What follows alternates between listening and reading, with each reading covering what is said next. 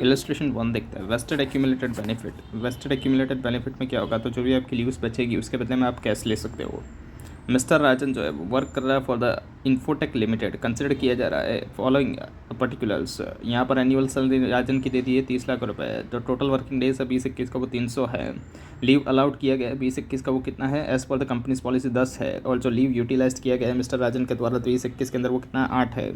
जो unutilise leave है उसको सेटल किया जाएगा by the way of the payment and accordingly जो कैरी फॉरवर्ड सच लीव्स, और उसके हिसाब से जो कैरी फॉरवर्ड सच लीव्स जो होगी वो सब्सिक्वेंट पीरियड की उसको अलाउड नहीं किया गया है। कंप्यूट करके बताया टोटल एम्प्लॉयज़ बेनिफिट एक्सपेंस कितना होगा इन्फोटेक लिमिटेड के लिए इन रिस्पेक्ट ऑफ द 20-21 के लिए। मिस्टर राजन को सैलरी मिलेगी 30 लाख रुपए की। ये कितने दिन की, 300 वर्किंग डेज की है। तो सैलरी पर डे की हम लोग देखेंगे तो कितना आएगा, तो 30 लाख को डिवाइड करेंगे 300 तो 10,000 पर डे की सैलरी निकल के आ गई। तो 20-21 के अंदर मिस्टर राजन जो है वो अवेल करेगा 8 out of the 10 leaves. 8 avail कर रहा है 10 में से, जो कि अलाउड किए गए बाय द कंपनी। अकॉर्डिंगली जो लीव अनयूटिलाइज्ड है वो कितनी हो गई, 2 हो गई। इस लाइन के अंदर जो कंपनी की पॉलिसी है इन्फोटेक लिमिटेड की, वहाँ पर वो पे कर रहा है मिस्टर राजन को अनयूटिलाइज लीव के लिए 10। इस वजह से जो टोटल एक्सपेंस है वो कितना होगा 20-21 का, तो 30 लाख रुपए होगा प्लस बाय 2 दिन का जो अनयूटिलाइज लीव है उसको मल्टीप्लाई किया जाएगा किससे, 10,000 पर डे के हिसाब से, मतलब 20,000 हो जाएगा यहाँ पर। तो टोटल कितना आ जाएगा, तो 30,20,000 आ जाएगा। इलस्ट्रेशन 2 देखते हैं। Non wasting accumulated benefit. Mister non wasted accumulated benefit में क्या होगा, तो जो भी आपकी लीव बची होगी उसको आप कैरी फॉरवर्ड कर सकते हो। यहाँ पर आपको कैश नहीं मिलेगा। मिस्टर निरंजन जो है वो वर्क कर रहा है for the Infotech limited. Consider किया जा रहा है फॉलोइंग पर्टिकुलर। एनुअल सैलरी दे दी गई 30 लाख रुपए की, 20-21 की है, और 21-22 की दे दी गई 30 लाख रुपए की। Numbers of the working days during the year 300 दे दी गए, 300 दे दी गई। लीव अलाउड किया गया 10-10, लीव टेकन किया गया 7-13, और leave unutilised carry forward next year के अंदर 3 और नील हो रही है। Based on the past experience के हिसाब से इन्फोटेक की अज्यूम करा है कि मिस्टर निरंजन जो है वो अवेल कर ही लेगा अनयूटिलाइज्ड लीव जो 3 दिन की है 20-21 की इन द 21-22 के अंदर। इन्फोटेक लिमिटेड है वो कंटेंड कर रही है कि वो रिकॉर्ड करेगी 30 लाख रुपए का as an employees benefit expense in each year 20-21 के अंदर एंड 21-22 के अंदर। स्टेट किया जा रहा है कि लीव जो है will in any case utilise हो जाएगी 21-22 के अंदर। कमेंट कीजिए on the accounting treatment proposed to the following by the Infotech limited. कैसे अकाउंटिंग ट्रीटमेंट करेगी इन्फोटेक लिमिटेड इसका। ऑल्सो पास करिए journal entry for both the years. तो यहाँ पर पर्टिकुलर ईयर 20-21 और 21-22 का देखते हैं। एनुअल सैलरी 30-30 लाख रुपए की। नंबर्स ऑफ द डेज देखेंगे तो 300-300 डेज है, और लीव अलाउ कितना है, तो 10-10 दिन के। लीव टेकन कितना है, 7 दिन और 13 दिन। तो यहाँ पर अगर हम लोग देखें numbers of the days work कितने किए गए हैं, तो 300 के अंदर से माइनस करेंगे कितना, 7, तो 293 वर्किंग डेज किया गया है। हमको 300 में से 10 अलाउड थी, मतलब कितने दिन वर्क करना था, 290, मतलब 3 दिन ज़्यादा वर्क किया है यहाँ पर। और इसके अंदर देखिए 21-22 के अंदर तो 287, मतलब 3 दिन कम वर्क किया है। तो ये जो 3 दिन ज़्यादा वर्क किया है ये कैरी फॉरवर्ड हो जाएगा। जो अनयूटिलाइज लीव थी तो वो हम लोग देखेंगे, तो यहाँ पर वो सेटल हो जाएगा 21-22 के अंदर, क्योंकि 21-22 के अंदर हमने 3 दिन कम वर्क किया था। इसलिए जो एक्सपेंस प्रपोज्ड किया गया है उसको रिकॉग्नाइज किया गया है bye the Infotech limited 30-30 lakh रुपए का। बेस्ड ऑन द इवैल्यूएशन जो निरंजन है वो वर्क कर रहा है 6 मोर डेज, यानी 6 दिन ज़्यादा वर्क कर रहा है। कैसे, 293 डे में से माइनस करेंगे 287 days in 2020-21 and as compare to the 21-22। इस वजह से जो उसका वर्क है 20-21 के अंदर, वो उसको कंपेयर अगर हम लोग करते हैं 21-22 से, तो अक्रूवल कॉन्सेप्ट के हिसाब से हमको एक्सपेंडिचर को रिकॉग्नाइज करना पड़ेगा 20-21 के अंदर। शुड बी मोर, ज़्यादा एक्सपेंस को रिकॉर्ड करना पड़ेगा एज़ कम्पेयर टू द 21-22 से। देयरफॉर जो इन्फोटेक लिमिटेड है वो रिकॉग्नाइज कैसे करेगी, सेम एक्सपेंडिचर्स को 30 लाख रुपए हर साल तो वो रिकॉर्ड करेगी, और यहाँ पर वो वायलेट नहीं करेगी एक्रूवल का कॉन्सेप्ट को। एक्सपेंस जो है उसको रिकॉग्नाइज कैसे किया जाएगा 20-21 के अंदर। एनुअल सैलरी 30-30 लाख रुपए की। Numbers of the working days 300-300 है। सैलरी कॉस्ट पर डे अगर हम लोग देखें तो 30 लाख को डिवाइड करेंगे 300 से, तो कितना आएगा, 10,000 पर डे की आ जाएगी दोनों के अंदर। Numbers of the days work कितना आएगा, तो 293 और 287 है। तो एक्सपेंस को कैसे रिकॉग्नाइज करेंगे, तो 20-21 के अंदर अगर हम लोग देखेंगे तो 30 लाख की तो सैलरी है ही, प्लस बाय ये 10,000 मल्टीप्लाई बाय 3 करेंगे, ये 10,000 पर डे की हो गई, इसको मल्टीप्लाई बाय 3 से करेंगे। क्यों 3 से करेंगे, क्योंकि यहाँ पर हमने 3 दिन ज़्यादा काम किया है एम्प्लॉय ने, जो कि leave unutilised expected to be utilise subsequently वो है, तो 30,000 आ जाएगा यहाँ पर। तो 30 लाख प्लस बाय 30,000, तो 30,30,000 यहाँ पर हम लोग एक्सपेंस को रिकॉग्नाइज करेंगे 20-21 के अंदर। और 21-22 के अंदर अगर हम लोग देखेंगे तो 30 लाख में से क्या माइनस करेंगे हम लोग, यहाँ पर 3 दिन कम काम किया है, तो यहाँ पर हमको क्या करना पड़ेगा, 30 लाख में से माइनस करना पड़ेगा 10,000 मल्टीप्लाई विद 3 से करेंगे, मतलब 30,000 माइनस करना पड़ेगा। तो यहाँ पर 29,70,000 से हम लोग रिकॉर्ड करेंगे एक्सपेंस को। अभी कैसे हम लोग जनरल एंट्री निकालेंगे, तो एम्प्लॉयज़ बेनिफिट एक्सपेंस अकाउंट को डेबिट करेंगे to bank account to provision for the leave encashment भी। तो यहाँ पर 30,30,000 का एम्प्लॉयज़ बेनिफिट एक्सपेंस हम लोग क्रिएट करेंगे, बैंक अकाउंट से 30 लाख देंगे और प्रोविजन बनाएंगे लीव एनकेजमेंट का 30,000 का। 21-22 के अंदर क्या होगा, तो एम्प्लॉय बेनिफिट एक्सपेंस अकाउंट को डेबिट करेंगे कितना, 29,70,000 से। प्रोविजंस बनाएंगे फॉर द लीव एनकेजमेंट, मतलब ये जो प्रोविजन बनाया हुआ था उसको रिवर्स कर रहे हैं हम यहाँ पर। जो ऊपर 30,000 का प्रोविजन बनाया था वो भी यहाँ पर रिवर्स हो जाएगा। टू बैंक अकाउंट से कितना जाएगा, 30 लाख रुपए जाएगा। इलस्ट्रेशन 3 देखते हैं। Non wasting accumulated benefit. Assume किया जा रहा है कि जो इन्फॉर्मेशन इलस्ट्रेशन 2 के अंदर दी गई है उसके बेसिस के ऊपर पास्ट एक्सपीरियंस से अगर इन्फोटेक लिमिटेड ये अज्यूम करे कि मिस्टर निरंजन जो है वो अवेल कर रहा है अनयूटिलाइज लीव को ऑफ द 2 डेज़। क्या हो रहा था, पहले तो 3 में से 3 दिन यूटिलाइज हो रहा था। अब यहाँ पर अज्यूम किया जा रहा है कि वो 2 ही दिन लेगा 20-21 के अंदर सब्सिक्वेंटली, लेकिन 21-22 के अंदर निरंजन ने अवेल कर लिया एक्चुअल में 3 दिन। हम 2 एस्टिमेट करके चल रहे थे, उसने 3 ले ली, जो कि ब्रॉड फॉर लीव थी। वो कंप्यूट करके बताइए एक्सपेंस कैसे रिकॉग्नाइज किया जाएगा 20-21 के अंदर, 21-22 के अंदर पास कीजिए general entry both the years के लिए। तो एक्सपेंडिचर रिकॉग्नाइज कैसे किया जाएगा, तो एनुअल सैलरी वही 30-30 लाख रुपए की, दोनों में numbers of the working days 300 salary cost per day की कितनी होगी, 10,000 पर डे की हो गई। Numbers of the working days कितना होगा, 293 और 287। एक्सपेंस इसको रिकॉग्नाइज किया जाएगा 20-21 के अंदर, वो कितना होगा, तो 30 लाख प्लस बाय ये जो 10,000 मल्टीप्लाई विद 2 करेंगे हम लोग, तो कितना आएगा, 20,000। तो यहाँ पर 30,20,000 आ जाएगा। और 21-22 के अंदर अगर हम लोग देखेंगे तो 30 लाख में से माइनस करेंगे क्या, 10,000 मल्टीप्लाई बाय 3, क्योंकि उसने 3 की यूटिलाइज कर ली, तो 30,000 आ गया यहाँ पर। तो हम इसके अंदर हमको 1,000 का और 10,000 का और प्रोविजन बनाना पड़ेगा, एडिशनल एक्सपेंस हमको चार्ज करना पड़ेगा अकाउंटिंग एस्टिमेट्स का। तो यहाँ पर कितना आ जाएगा, 29,80,000 से आ जाएगा हमारा एक्सपेंडिचर्स। यहाँ पर जो 10,000 का बुक किया जाएगा एक्सपेंस, वो किसके अंदर किया जाएगा, 21-22 के अंदर किया जाएगा, जो रिप्रेजेंट करेगा change in the accounting estimate में चेंज आया उसकी वजह से हो रहा है यहाँ पर।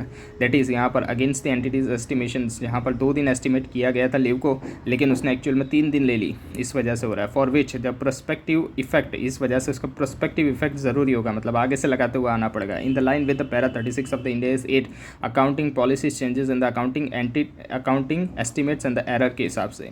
जनरल एंट्री देखेंगे 20-21 की कैसी होगी, तो एम्प्लॉयज बेनिफिट एक्सपेंस को डेबिट करेंगे 30,20,000 से, टू बैंक अकाउंट 30 लाख से, टू प्रोविजन बनाएंगे लीव एनकेजमेंट का 20,000 से। जनरल एंट्री 21-22 की कैसे होगी, तो एम्प्लॉयज बेनिफिट एक्सपेंस को डेबिट करेंगे 29,80,000 से, प्रोविजन फॉर द लीव एनकेजमेंट जो बनाया था पहले उसको रिवर्स करेंगे 20,000 से, टू बैंक अकाउंट 30 लाख है यह।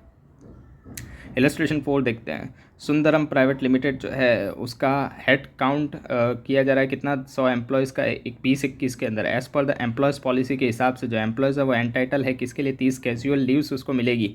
आउट ऑफ 10 कैजुअल लीव्स उसमें से वो सिर्फ 10 ही कैजुअल लीव्स को कैरी फॉरवर्ड कर सकता है नेक्स्ट ईयर के अंदर।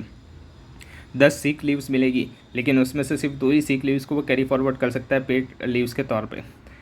31 मार्च 2021 के दिन जो एवरेज अनयूज्ड एंटाइटलमेंट है वो कितना है, 5 दिन का है पर employees for the casual leaves and 1 दिन का है पर employees for the seek leaves. On an average अगर हम लोग देखें तो ये फाउंड हुआ है कि जो नंबर्स ऑफ सच एम्प्लॉयज़ है जो कि क्लेम करेंगे कैजुअल लीव को, वो कितने हैं, 30 है एंड 10 है employees who would claim the seek leaves. 30 और 10 जो कि क्लेम करेंगे सीक लीव को, कैजुअल लीव्स 30 और 10 सिक लीव्स को क्लेम करेंगे। कंप्यूट करके बताइए लायबिलिटी कैसे रिकॉग्नाइज किया जाएगा सिक लीव्स को लेकर और कैजुअल लीव्स को लेकर एंटिटी के द्वारा at the end of the financial year 20-21 के अंदर।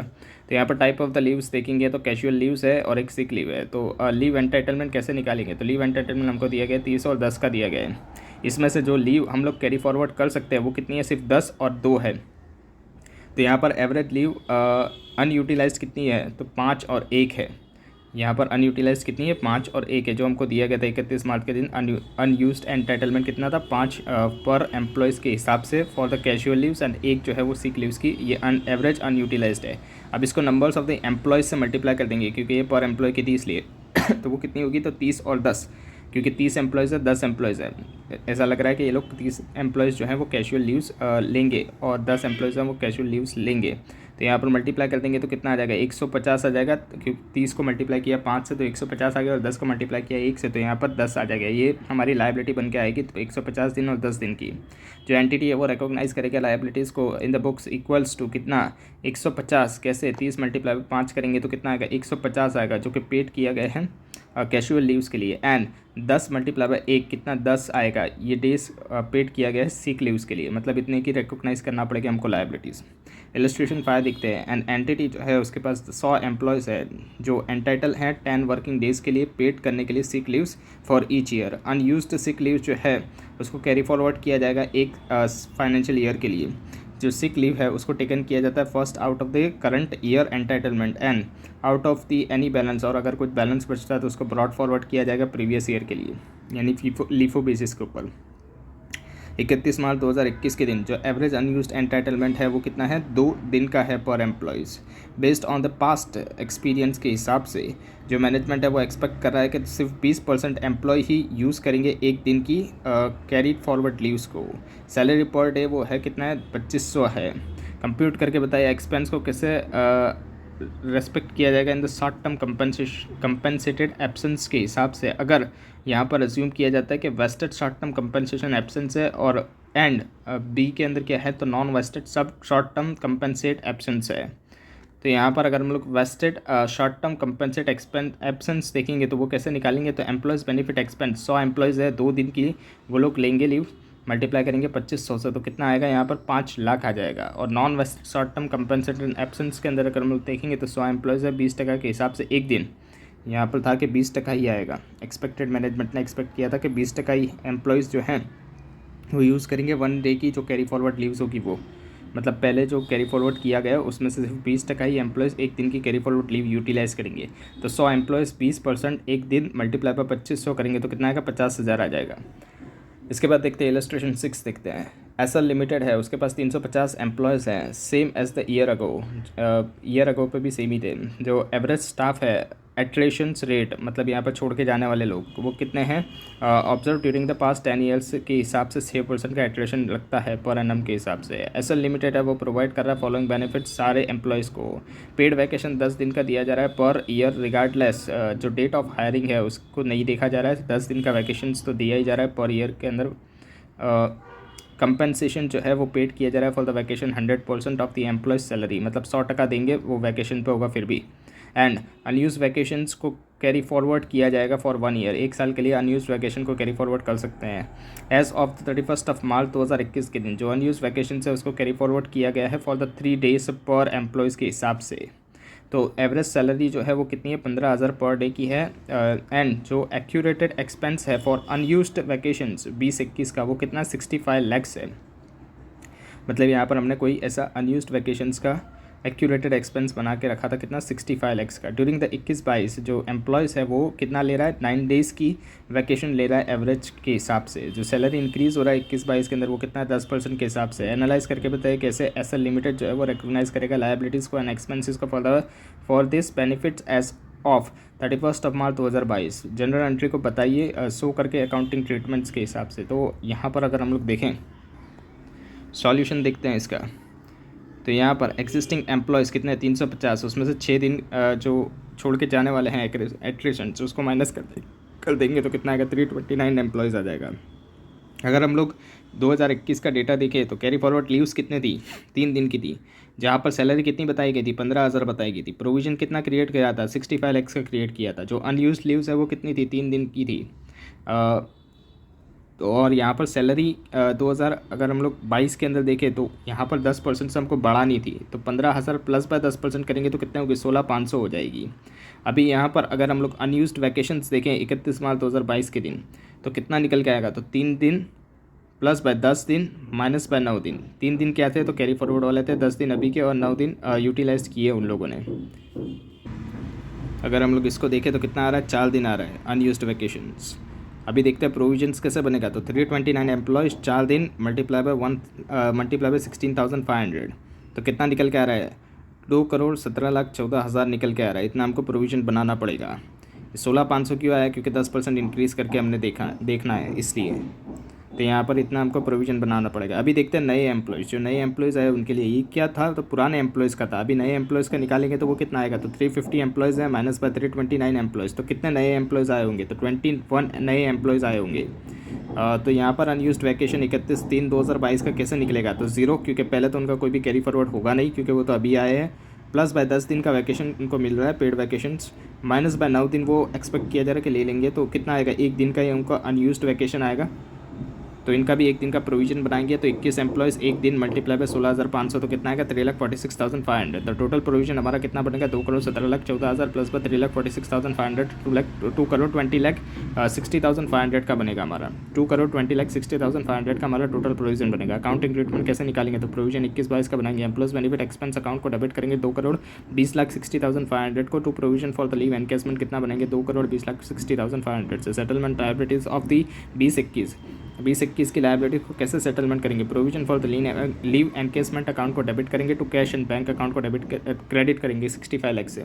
यहाँ पर क्या हो रहा है, तो यहाँ पर आईसीआई ने यही बताया कि हमने जो ऊपर प्रोविज़न क्रिएट किया है उसके अंदर पहले से 65 लाख का प्रोविज़न क्रिएट हुआ था, तो इसलिए यहाँ पर उसने सेटलमेंट कर दिया लायबिलिटी को कैश एंड बैंक से। Provisions for the leave encashment account debit करके 65 lakh to cash and bank, कितना 65 लाख से, और नया कितना बनाया तो 2,20,60,500 का बनाया। Employees benefit expense account to the provision for the leave encashment. Illustration 7 देखते हैं। लक्ष्मी मिल्स है, वो प्रॉफिट मेकिंग एंटिटी है, रिपोर्ट कर रही है प्रॉफिट 200 करोड़ का फाइनेंशियल ईयर 21-22 के अंदर। According to its profit selling plan के हिसाब से उसका वो डिस्ट्रीब्यूट एंड पे कर रही है 5% उसके पोर्शंस ऑफ द प्रॉफिट किसको, उसके एम्प्लॉयज़ को।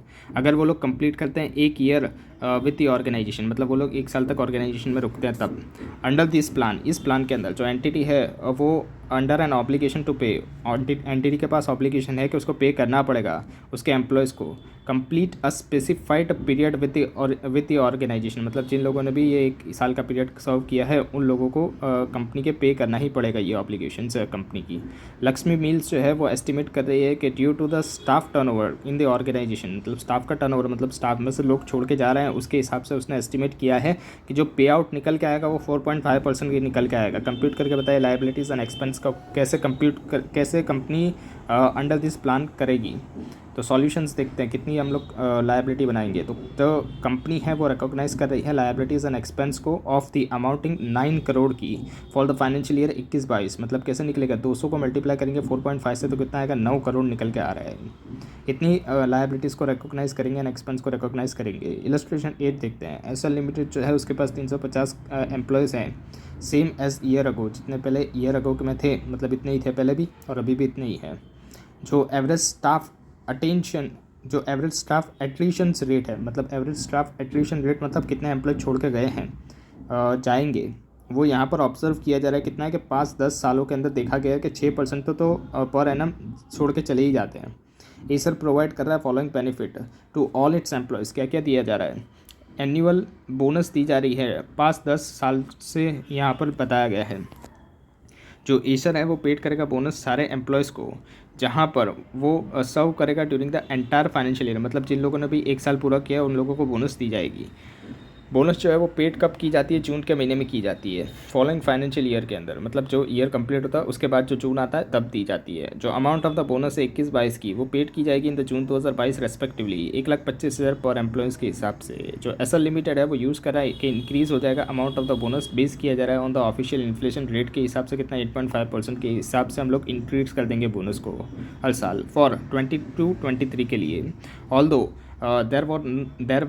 ऑल्दो यहाँ पर कोई लीगल ऑब्लिगेशन नहीं है इंक्रीज़ करने का बोनस, मतलब ये जो 8.5 का इंक्रीज़ हो रहा है ऐसा कोई लीगल ऑब्लिगेशन नहीं है कि बोनस के अंदर इंक्रीज़ होगा। By such inflation rate determine करके बताइए कैसे एसएल लिमिटेड रिकॉग्नाइज करेगा लायबिलिटीज़ को एंड एक्सपेंस को for those employees benefit as on the 31 March 2023 के लिए। पास करके जनरल एंट्रीज एंड शो करके बताइए कैसे अकाउंटिंग ट्रीटमेंट होगा। तो यहाँ पर बोनस पेड जो 21-22 की गई थी वो कितनी थी 1,25,000 पर एम्प्लॉयज़ के हिसाब से। जो बोनस 22-23 की होगी उसके अंदर हम लोग क्या करेंगे, इंक्रीज़ करेंगे इन्फ्लेशन 8.5% से। तो यहाँ पर क्या करेंगे 1,25,000 जो है उसके अंदर हम लोग क्या करेंगे प्लस कर देंगे 8.5%, तो कितना निकल के आएगा 1,35,625 पर एम्प्लॉय के हिसाब से हम लोग बोनस देंगे। यहाँ पर numbers of the employees in the staff during the whole year देखेंगे तो कितना आएगा वो 350 है, उसमें से 6% तो छोड़ के जा रहे हैं, ऐसा एस्टिमेट किया जा रहा है। तो कितने आएंगे 329 आएंगे, 329 एम्प्लॉयज़। तो प्रोविजंस फॉर द बोनस कितना बनाएंगे 22-23 के लिए 4,46,20,625। अकाउंटिंग ट्रीटमेंट कैसे निकालेंगे हम लोग, तो यहाँ पर एम्प्लॉयज़ बेनिफिट एक्सपेंस अकाउंट को डेबिट करेंगे 4,46,20,625 to provision for the bonus करेंगे हम लोग 4,46,20,625।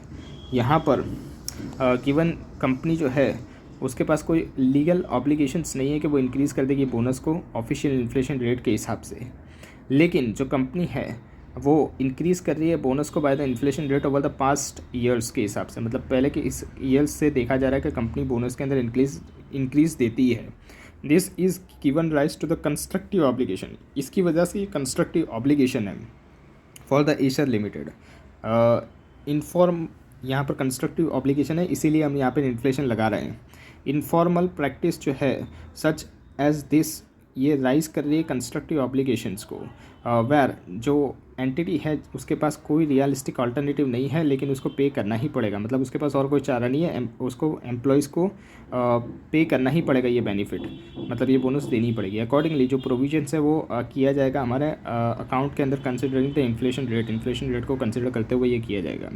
इलस्ट्रेशन 9 देखते हैं। एक कंपनी है वो पे कर रही है ईच एम्प्लॉयज़ को lump sum one time benefit upon the retirement, one time benefit दिया जा रहा है रिटायरमेंट पे। ये जो बेनिफिट है ये कंप्यूट किया जा रहा है based on the employees year in service in the company and जो finance salary prior to the retirement है, covering this liabilities for the remunerations the company contribute. Company कितना कंट्रीब्यूट कर रही है 3% एनुअली ग्रॉस सैलरी का कर रही है टू द फंड।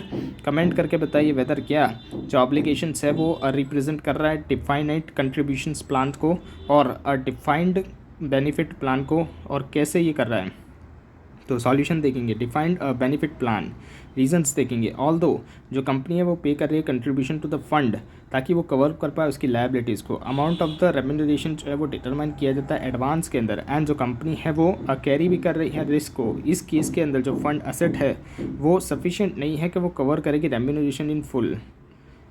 इसके बाद देखते हैं इलस्ट्रेशन 10।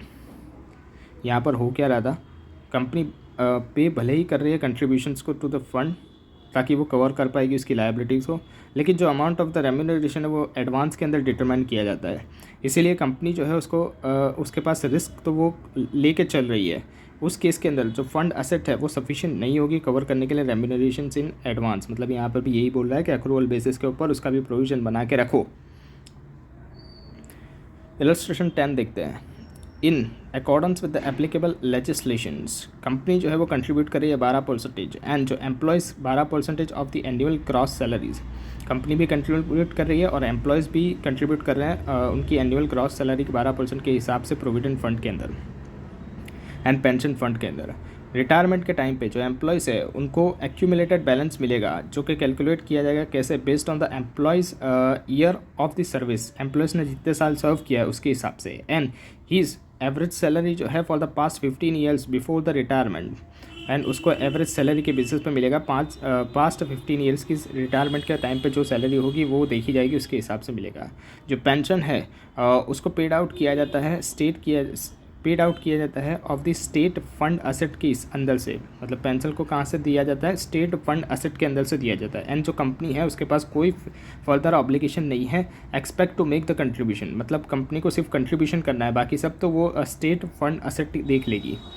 एनालाइज करके बताइए वेदर क्या ये जो ऑब्लिगेशंस है ये रिप्रेजेंट किया जा रहा है as a defined contribution plan और द डिफाइंड बेनिफिट प्लान। तो डिफाइंड कंट्रीब्यूशन प्लान रीज़न बताएंगे यहाँ पर। ऑल्दो जो एम्प्लॉयज़ का पेंशन है वो डिटरमाइन किया जाता है एडवांस के अंदर, मतलब पहले से ही पता होती है कि एम्प्लॉयज़ का पेंशन कितना बंदा आएगा, तो बाय द फार्मूला इसको फार्मूला के हिसाब से निकालते हैं। एंड 10 जो एम्प्लॉयज़ है वो neither carry the actuarial nor the investment risk, इसीलिए तो जो एम्प्लॉयज़ है वो कैरी नहीं कर रहा है एक्चुरियल या तो इन्वेस्टमेंट रिस्क को। जो कंपनी है वो लायबल है limited to the contributions to the fund, company की लायबिलिटीज़ क्या है, कंट्रीब्यूशन फंड तक की उसकी लायबिलिटीज़ है, मतलब उसको सिर्फ कंपनी को क्या करना है, कंट्रीब्यूट करना है सिर्फ फंड के अंदर। इस केस के अंदर जो पेंशन है उसको पेड आउट किया जाएगा out of the state fund, pension को स्टेट फंड के अंडर से दिया जाएगा। It is a state fund which carries all the risk, इसीलिए तो जो स्टेट फंड है वो पूरा रिस्क कैरी कर रहा है, कंपनी को तो सिर्फ कंट्रीब्यूशन करना है। इलस्ट्रेशन 11 देखते हैं। एसर लिमिटेड प्रोवाइड कर रही है lump sum remuneration upon the retirement to its employees को रिटायरमेंट के टाइम पे लमसम रेम्यूनरेशन दिया जाएगा एसर लिमिटेड के द्वारा। जो रेम्यूनरेशन है वो पेड आउट किया जाता है आउट ऑफ द फंड के अंदर से दिया जाएगा, to which the SL limited, जहाँ पर एसएल लिमिटेड कंट्रीब्यूट करी है 12% एनुअल ग्रॉस सैलरी का कंट्रीब्यूशन जो है वो ट्वाइस, एक साल के अंदर 2 बार किया जाता है। कब कब? नवंबर के अंदर of the related financial year and June के अंदर after the financial year and. एक नवंबर में किया जाता है जिस फाइनेंशियल ईयर चालू होता है उसके अंदर, और दूसरा जब फाइनेंशियल ईयर एंड हो जाता है उसके अंदर, उसके बाद का जो जून आता है तब कंट्रीब्यूट किया जाता है।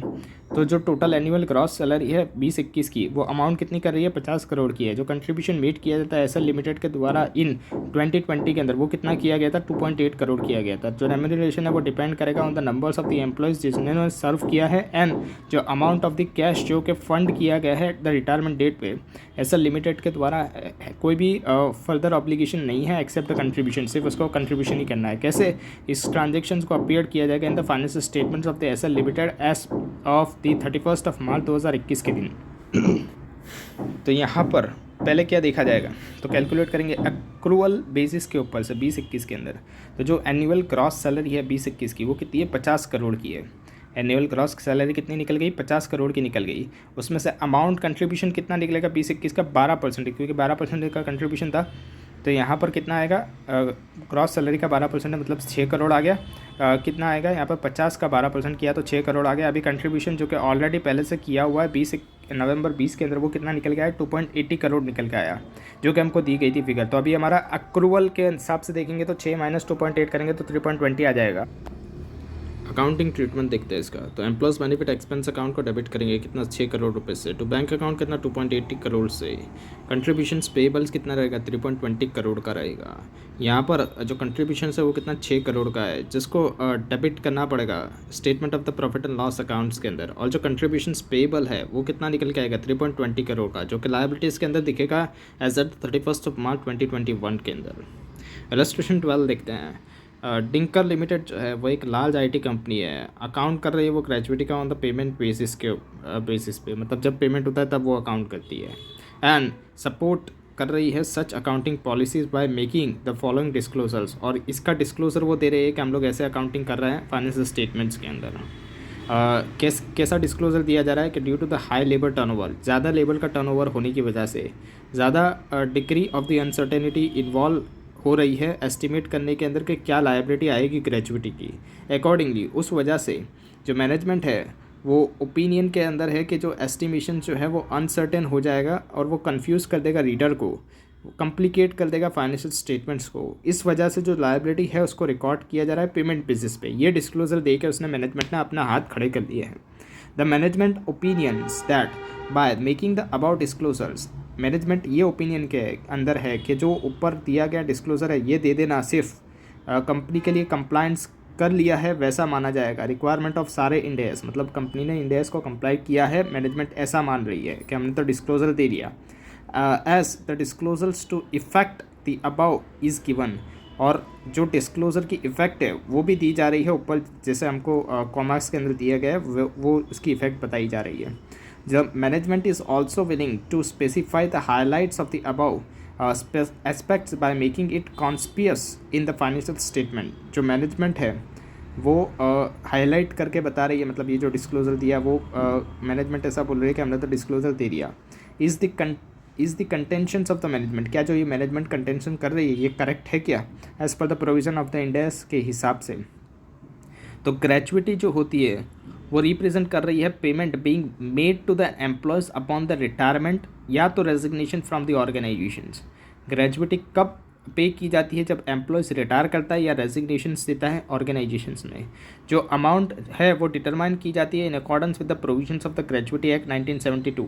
Provision of the gratuity act 1972 के हिसाब से यहाँ पर अमाउंट को कैलकुलेट किया जाता है ग्रेजुएटी की, जहाँ पर अप्लाइड किया गया है डिंकर लिमिटेड के द्वारा, मतलब ये अप्लाइड किया गया था डिंकर लिमिटेड के द्वारा। सिंस जो अमाउंट है वो डिटरमाइन की जाती है परसुएंट टू द फॉर्मूला, जो फॉर्मूला दिया गया है स्टैच्यू के अंदर, लॉ के अंदर, उसके हिसाब से यहाँ पर अमाउंट को डिटरमाइन किया जाता है। द ग्रेजुएटी पेबल रिप्रेजेंट, जो ग्रेजुएटी पेबल होती है वो रिप्रेजेंट करती है कि डिफाइंड बेनिफिट ऑफ प्लान है that is to be paid, मतलब कंपनी को उसको पेड करना ही पड़ेगा एम्प्लॉयज़ को with the actual risk and the investment risk दोनों होता है इसके अंदर, जो बिलोंग करता है एम्प्लॉयर को, मतलब ये दोनों रिस्क एम्प्लॉयर के होते हैं। दस, जो डिंकल लिमिटेड है वो कंप्लाइट कर रहा है with the Ind AS 19 and provide कर रहा है for the gratuity on the annual basis in estimating the liability for the gratuity. जब एस्टिमेट की जाएगी लायबिलिटी ग्रेजुटी की, तो यहाँ पर सेवरल अजम्पशंस इन्वॉल्व होते हैं, सच एस क्या क्या चीज़ें होती है, तो मॉर्टालिटी रेट होता है, स्टाफ अट्रेशन रेट होता है, मतलब कितना लोग छोड़ के जाएंगे वो, salary at the time of the retirement क्या होगी, रेजिग्नेशंस के टाइम पे सैलरी क्या होगी, डिस्काउंट रेट क्या होगा, एक्सेट्रा। ये सारे क्या होते हैं, अजम्पशंस होते हैं जिसको कंसिडर करना होता है।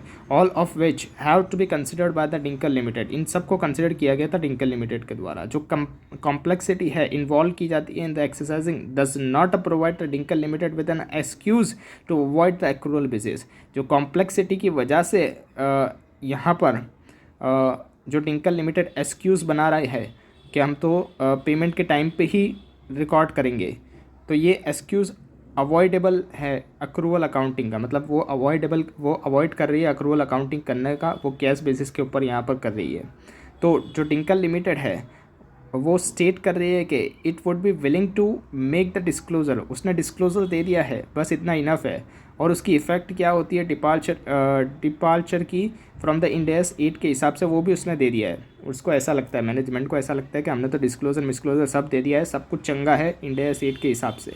इन टर्म्स हमने सारे कंप्लाइंस किए हैं इंड AS के, मैनेजमेंट ऐसा बोल रहा है। In terms of the para 19 of the Ind AS 1 के हिसाब से, जो पैरा 19 है इंड AS 1 का, वहाँ पर जो डिपार्चर होता है वो परमिट किया जाता है in the extremely rare cases. बहुत ही रेयर केसेस के अंदर इसको डिपार्चर को क्या किया जाता है, एक्सेप्ट किया जाता है। सर्कमस्टेंसेज जहाँ पर मैनेजमेंट कंक्लूड कर रहा है that the compliance with the Ind AS requirement would so misleading that it would conflict with the objectives of the financial statement set out in the framework. मतलब कि यहाँ पर इंड AS 1 के अंदर क्या बोला गया था कि अगर मिसलीड कर रहा होगा, जहाँ पर कन्फ्लिक्ट होगा objectives of the financial statement का, तब आप ऐसा एक्सेप्शनल यूज़ कर सकते हो। वो रेयर केसेस के अंदर होता है, set out in the framework. In the given case के अंदर जो कंप्लायंस है विद द इंड AS, जो इंड AS का कंप्लायंस है, वहाँ पर कॉन्फ्लिक्ट नहीं हो रहा है। As the compliance with the Ind AS 19 के हिसाब से अगर हम लोग देखें तो हमको एंश्योर करना पड़ेगा, मतलब कि यहाँ पर गिवन केस के अंदर जो कंप्लायंस होता है इंड AS का, वो कॉन्फ्लिक्ट नहीं करना चाहिए। जो कंप्लायंस दिया गया है इंड AS 19 के अंदर, उसको एक्रूअल बेसिस के ऊपर यहाँ पर हमको रिकॉर्ड करना ही पड़ेगा, जो भी लायबिलिटीज़ आएगी कंप्लाइंट करने के लिए इंड AS 19 का। फर्दर जो डिस्क्लोज़र है जो दिया गया है वो can not be remedy for the non compliance. जो डिस्क्लोज़र दिया गया है वो नॉन कंप्लायंस की रेमेडी नहीं हो सकती, मतलब वहाँ पर नॉन कंप्लायंस हो रहा है, जो मैनेजमेंट कर रहा है वो नॉन कंप्लायंस ही है इंड AS 19 का। इंड AS 19 बोला है एक्रूअल बेसिस के ऊपर लायबिलिटी को रिकॉर्ड करो, और मैनेजमेंट नहीं कर रहा है। देयरफॉर जो कंपनी है हैव टू स्टेट, कंपनी को स्टेट करना पड़ेगा that the Ind AS have not been compliant with by the company in preparation and presentation of the financial statement. इसीलिए जो कंपनी है उसको बताना पड़ेगा कि उसने कंप्लायंस नहीं किया है इंड AS का प्रिपेयर एंड प्रेजेंट करने के लिए फाइनेंशियल स्टेटमेंट। हैंस जो कंपनी है उसको स्टेबली मॉडिफाइड करना पड़ेगा उसके फाइनेंशियल स्टेटमेंट को, considering the materiality and pervasiveness of the non compliance.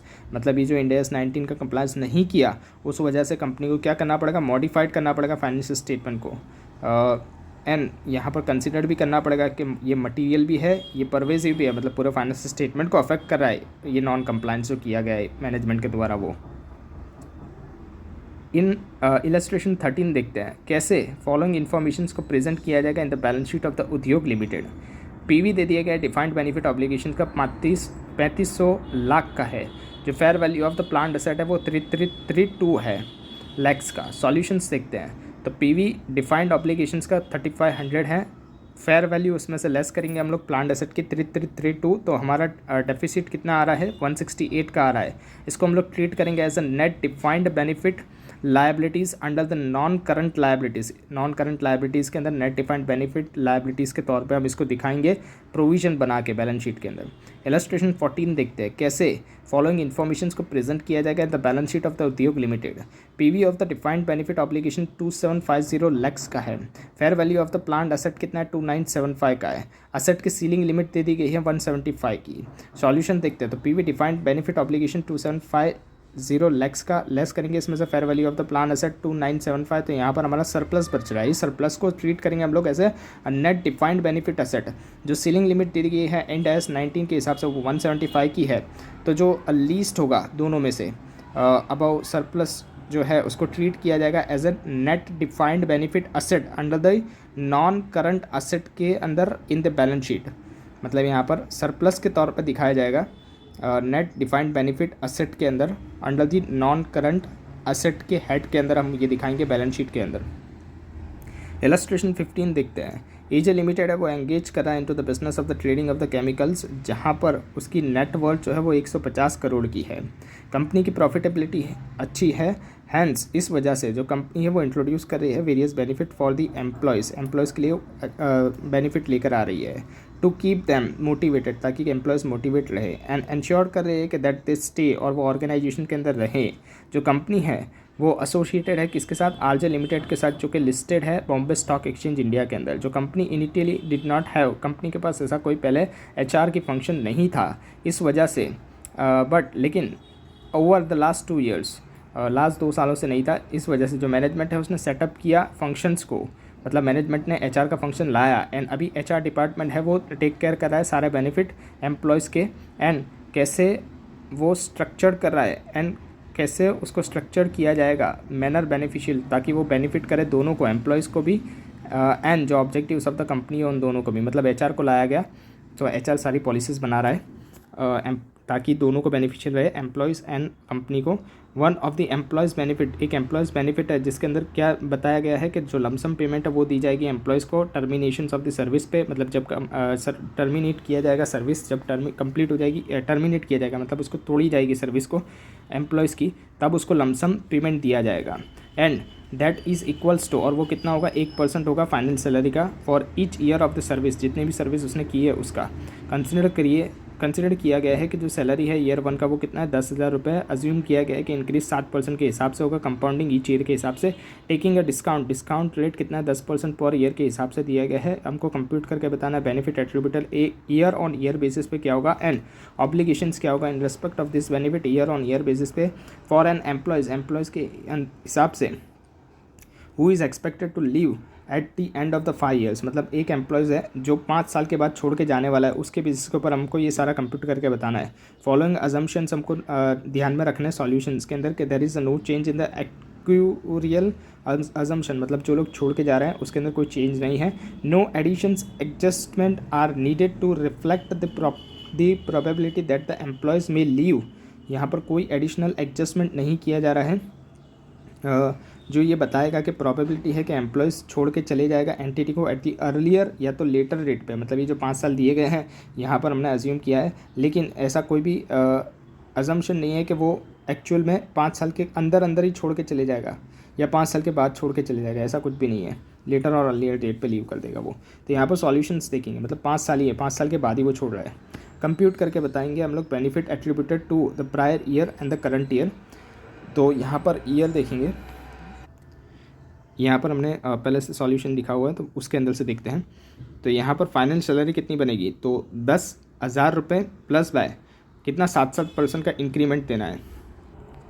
यहाँ पर बताया गया था ना 7% का इंक्रीज़ देना है हर साल, 10,000 रुपये ईयर 1 के अंदर थे, इसलिए यहाँ पर हम लोग क्या करेंगे 10,000 के अंदर 7% का इंक्रीज़ देंगे ईयर 2, ईयर 3, ईयर 4 और ईयर 5 के अंदर। तो यहाँ पर फाइनल सैलरी हमारी कितनी निकल के आएगी 1310 निकल के आएगी, 13,108 निकल के आएगी। यहाँ पर 10,000 प्लस करेंगे 7%, प्लस करेंगे 7%, प्लस करेंगे 7%, प्लस करेंगे 7%, तो यहाँ पर हमारे कितनी निकल के आएगी 13,108 निकल के आएगी। 10,000 में 7% प्लस करेंगे, फिर इज इक्वल्स टू दबाएंगे तो जो आएगा आंसर उसके अंदर फिर प्लस करेंगे 7%, फिर प्लस कर देंगे 7%, ऐसा करते जाएंगे तो हमारा 13,108 निकल के आएगा। अभी 1% ऑफ द फाइनल सैलरी जो है हर साल की, हर साल ऑफ द सर्विस की, वो क्या है, तो वो हमको यहाँ पर दिया गया था, क्या दिया गया था 1% of the final salary each year of the service. यहाँ पर इतना बेनिफिट हमको देना है टर्मिनेशंस पे, तो यहाँ पर वो निकाल लेंगे तो कितना आएगा, तो 1% ऑफ 13,108 फाइनल सैलरी का देखना है तो 131 का बेनिफिट दिया जाएगा। तो यहाँ पर total numbers of the year अगर हम लोग देखें तो 5 साल है, क्योंकि 5 साल के बाद वो छोड़ने वाला है। तो टोटल कितना आएगा 131 मल्टीप्लाई बाय 5 ईयर्स करेंगे तो 655 आ जाएगा। यहाँ पर ईयर वाइज देखेंगे तो ईयर 1 2 3 4 5 अमाउंट देखेंगे तो हर साल 131 की आएगी, 1% के हिसाब से ये निकाला है। अभी MIRR रेट होता था एक हमारा इंटर के अंदर, वैसे ही निकालते हैं यहाँ पर, क्योंकि यहाँ पर हम लोग क्या कर रहे हैं, ये जो 131 दिया गया है, ये 131 तो हमारे को फ्यूचर की वैल्यू दी गई, तो हमको तो प्रेजेंट में लाना है। तो हमको ये फ्यूचर की वैल्यू को हमको क्या करना पड़ेगा, अभी लाना पड़ेगा। तो वो हम लोग कैसे करेंगे, तो ईयर 5th की वैल्यू दी गई है 131, तो वहाँ पर 1 लिखेंगे हम लोग। 5th ईयर के अंदर जो 131 लिखा है वहाँ पर हम लोग 1 लिखेंगे। फिर उसके बाद 1 डिवाइड बाय 1.10 करता है तो कितना आता है 0.909 आता है। तो 4th ईयर के अंदर ये रखेंगे 0.909। फिर 3rd ईयर के अंदर हम लोग देखेंगे तो कितना आएगा, इज इक्वल्स टू करेंगे तो 0.826, फिर इज इक्वल्स टू करेंगे तो 0.571, फिर फर्स्ट ईयर के अंदर 0.683। इसका मतलब आप ऐसे भी बोल सकते हो कि फर्स्ट ईयर के अंदर जो वैल्यू दी गई है, अमाउंट दी गई है, उसको 5 साल में लेके आना है, मतलब 5 साल के बाद लेके जाना है। इसलिए तो यहाँ पर उसकी प्रेजेंट वैल्यू कितनी निकल के आएगी, तो 131 को मल्टीप्लाई करेंगे 0.683 से तो कितना आएगा 89 आएगा। 131 को मल्टीप्लाई करेंगे 0.751 से तो कितना आएगा 98 आएगा। 131 को मल्टीप्लाई करेंगे 0.826 से तो 108 आएगा। वैसे ही कर देंगे 5th ईयर तक। तो 5th ईयर में 131 जो 1 से मल्टीप्लाई किया तो वो आ गया। उसके बाद देखेंगे बी का यहाँ पर आंसर दिया गया है, PV of the defined benefit obligations कैसे निकलेगा। तो यहाँ पर CSC मतलब current service cost first year के अंदर कितनी आएगी, तो 89 जो कि हमको दिया गया था यहाँ पर 89 फर्स्ट ईयर के अंदर थी, PV निकाली थी हमने। उसमें फर्स्ट ईयर का इंटरेस्ट कॉस्ट अगर हम लोग देखें तो वो तो कुछ होगा ही नहीं, तो माइनस डैश कर देंगे यहाँ पर। तो यहाँ पर टोटल निकालेंगे तो PV DBO यानी present value of the defined benefit obligations first year का 89 ही होगा, प्लस बाय अभी इंटरेस्ट जोड़ेंगे, इंटरेस्ट कॉस्ट सेकंड ईयर के अंदर 10% के हिसाब से करेंगे तो कितना आएगा 9 आएगा, क्योंकि यहाँ पर 10% ही था हमारा और डिस्काउंटिंग फैक्टर्स MIRR के हिसाब से, तो यहाँ पर 9 आ गया। उसके बाद प्लस करेंगे CSC सेकंड ईयर का, वो कितना है 98, क्योंकि 98 यहाँ पर दिया गया था, हमने फाइंड आउट किया 98। तो यहाँ पर हमारा कितना आएगा 196 आएगा, plus by interest third year के अंदर जोड़ देंगे 10% के हिसाब से तो 20 आ गया, ये 196 का किया गया था। Plus by CSC third year का कितना है 108, तो टोटल कर देंगे तो हमारा कितना आएगा PV DBO थर्ड ईयर का 324। वैसे ही करते जाएंगे, लास्ट के अंदर देखेंगे 5th के अंदर हमारा 655 आ जाएगा। जो हमारा एडजस्टमेंट होगा वो हम लोग इंटरेस्ट कॉस्ट के अंदर कर देंगे 5th ईयर के अंदर 10% के हिसाब से 49 का कर दिया यहाँ पर। और उसके बाद बेनिफिट अगर हम लोग एट्रीब्यूटेड प्रायर ईयर के हिसाब से एंड करंट ईयर के हिसाब से देखें तो वो कितना होगा, तो year previous year current year total लिखेंगे। तो फर्स्ट ईयर के अंदर तो प्रीवियस ईयर में कुछ है नहीं, करंट ईयर के अंदर ही 131 है। सेकंड ईयर के अंदर देखेंगे तो 131 जो हमारा प्रीवियस का था, मतलब फर्स्ट का जो टोटल आया था वो लिखा, उसके अंदर करंट ईयर का कितना आएगा 131 आएगा, तो 262 आ गया। फिर ये थर्ड के अंदर जाएगा 262 प्लस बाय करंट ईयर का 131 और जोड़ देंगे तो 393। फिर वैसे ही कर देंगे 4th के अंदर, और 5th के अंदर हमारा लास्ट में क्या आ जाएगा, तो 524 प्लस बाय 131 करेंगे तो कितना आ जाएगा 655 आ जाएगा टोटल।